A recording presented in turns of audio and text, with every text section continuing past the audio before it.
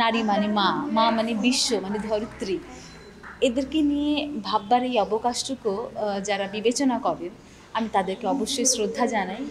কারণ আজকের মাতৃদিবসে, মায়ের দিবসে প্রতিটা নারী এখানে যে দাঁড়িয়ে আছি, তাদের পেছনে কিন্তু একজন করে মা রয়েছেন। অনেকেই বলছিল মধ্যবিত্ত পরিবারের কথা, আমিও ঠিক তার থেকে ব্যতিক্রম নই। আজকে আমি যতটুকু, এই অ্যাওয়ার্ডের মূল কৃতিত্ব কিন্তু আসলে আমার মায়ের। মায়ের দিবসে, মাতৃদিবসে, বিশ্ব মা দিবসে সকল মাকে অনেক ভালোবাসা, এবং মায়েরা আশীর্বাদহীনের পাশে থাক, কারণ যেদিন মা চলে যায় সেদিন সব শেষ হয়ে যায় পৃথিবী থেকে। আসলে এই বিষয়টা নিয়ে আমি খুব বেশি জানি না।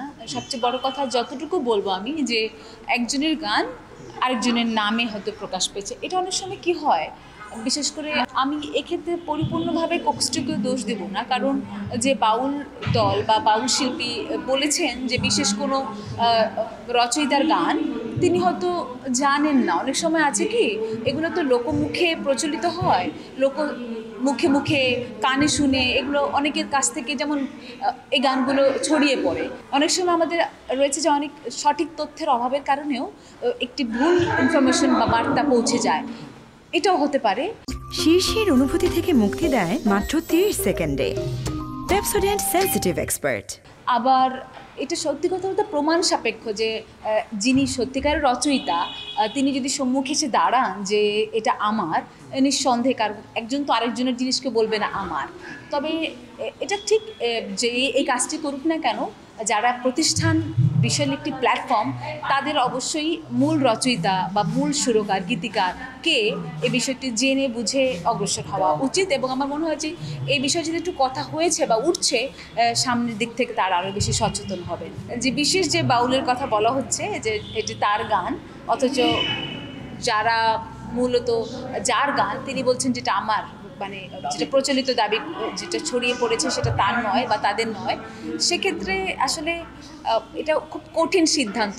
এটা মূলত যিনি জীবিত আছেন তার যদি প্রমাণপত্র থাকে যে এই গানটা কখন লেখা হয়েছে, এবং আসলে আমরা মুহূর্তকে, সময়কে ধরি যে এই সময় রচিত হয়েছে, তখন এটা ঘটেছিল, তখন সে জীবিত ছিল, আমার মনে হয় এটার প্রমাণ সাপেক্ষে এটা আসলে একটা আঞ্চলিক গান। সেটাই আমি শুরু থেকেই বলছি যে এই গানগুলো আসলে মুখে মুখে ছড়িয়ে পড়ে। হ্যাঁ, এখন অনেক সময় আছে যে হয়তো আপনি লিখলেন, আমি সুর করলাম, বা দুজনের পাশাপাশি বসে আমিও দাবি করছি, সেও দাবি করছে। হ্যাঁ, এখন এই বিষয়গুলো খুব সমাধান করা মুশকিল। সেখানে আমার মনে হয় কোনো একটি পক্ষকে খানিকটা ম্রিয়মাণ হওয়া উচিত, কারণ একটি গান, একটি সুন্দর গান, মানুষ ভালোবাসা যেহেতু গানটিকে দিচ্ছে, সেক্ষেত্রে অনেক বিতর্ককে ছাড়িয়েও গান তো ভালোবাসার বিষয়, সেক্ষেত্রে কোনো একটি পক্ষকে অবশ্যই নমনীয় হতে হবে।